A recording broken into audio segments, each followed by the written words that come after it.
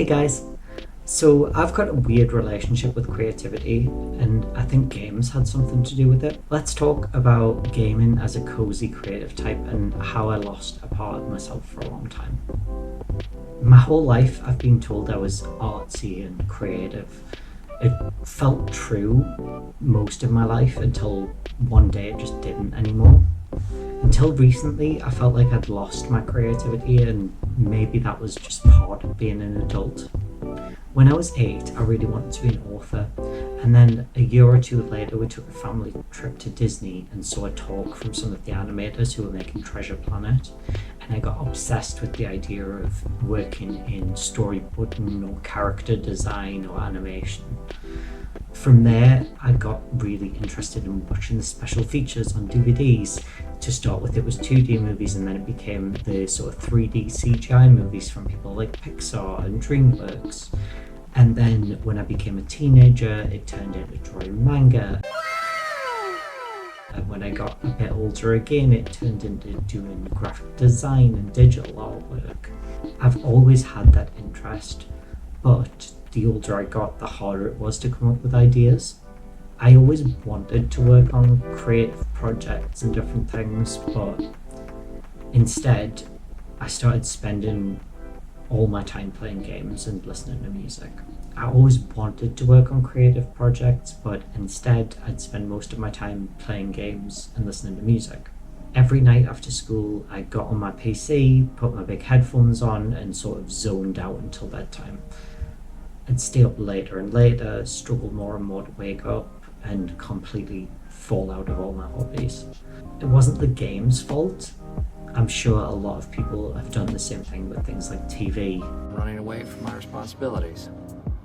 That feels good.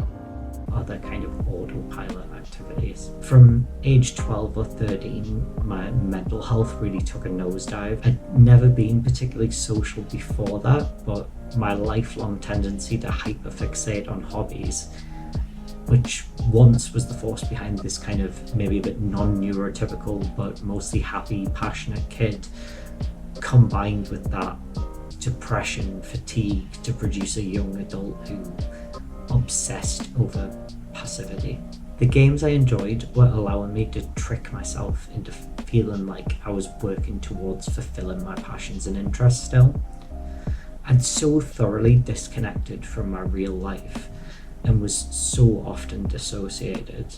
Why would I go outside and start a garden where I have to wear the right clothes, buy tools, learn new skills, and be patient when I can just play Stardew Valley? Why would I study for years and work through the ebbs and flows and interest and keep at it to earn a degree and get a good career when I can live a much more successful life than real me ever could by playing The Sims? And it's not like those games didn't involve creativity. On the surface, they definitely did. I was designing characters, laying out floor plans, running little simulated businesses, but it was all within the safe parameters that the game gave me. Like, sure, I could design a house in The Sims, but it didn't challenge me to figure out how to actually build anything. I could manage a theme park in Roller Coaster Tycoon, but no one was actually relying on me for their job. Nothing was really at stake.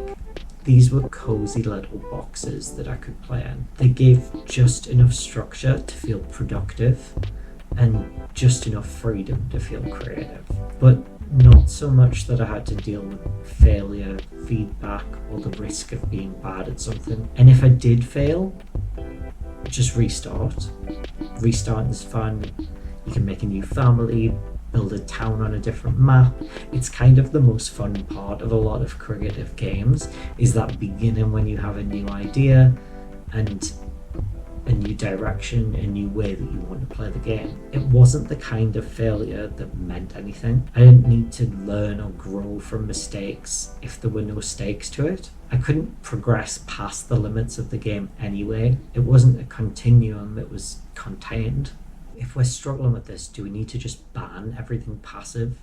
Do I need to sell my Switch, bin my iPhone, buy a Motorola Razr, computer's bad, paper good?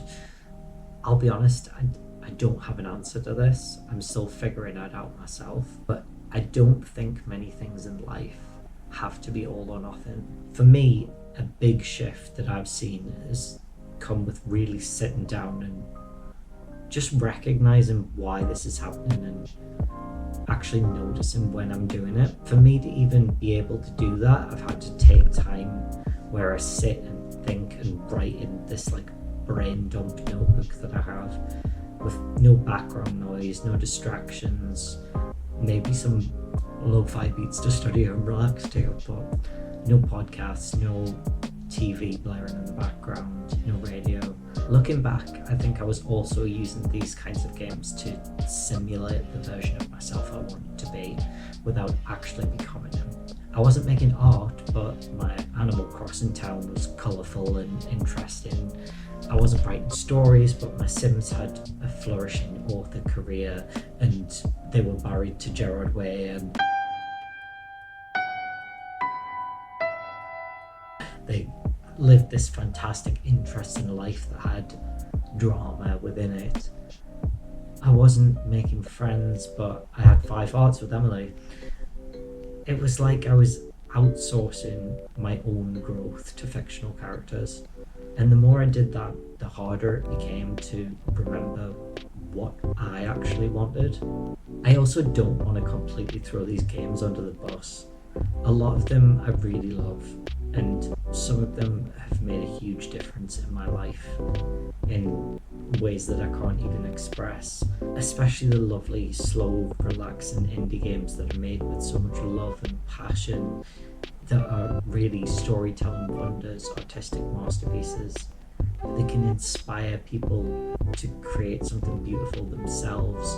They can bring out emotion in you. Those are so important, but also the ones that aren't like that. They've all given me something at times: comfort, control, a little taste of being able to build something when I felt like everything I touched in real life just fell apart.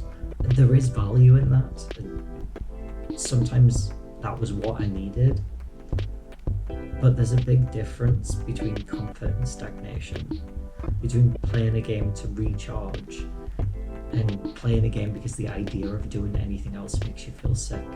I don't think that all activities fall strictly into active or passive just by nature. It's more about whether when you do them, you're being intentional or you're on autopilot. Am I doing this because I want to, or because it's the path of least resistance? Am I doing this because I'm avoiding something, or do I just need to chill out and recharge my batteries, and this is the best way to do that right now? It's not always clear which it is. We are experts at lying to ourselves and convincing ourselves to go with that easy path. And sometimes we can come up with very creative reasons to do that. We all want those short-term gains, but thinking about these questions for a second before deciding what to do next has made a big difference for me, and continues to influence the number of decisions I make that have actual intention behind them. So now I try to pay attention to that feeling. When I sit down to play something, I've been asking why. Do I really want to do this? Am I using this as a detour from something else I care about because I'm scared to try it? Is it because turning on the TV is easier than getting my paints out of the drawer and having to tidy up afterwards? There's no shame either way. If I've had a really hard, long day, sometimes doing something like having to get all my paint supplies out, put them away, clean my brushes is too much, and I don't want to push myself too hard. But I'm learning to recognize when that's true and when it's just easier. One of those paths is going to move me forward, even if it's just a little bit, and the other one just loops forever. I still love these games. I still play them. I'll probably still be making cottagecore hobbity little dream houses in The Sims in 20 years' time. But I also want to make sure I'm not building a dream life in a game at the expense of building one in real life.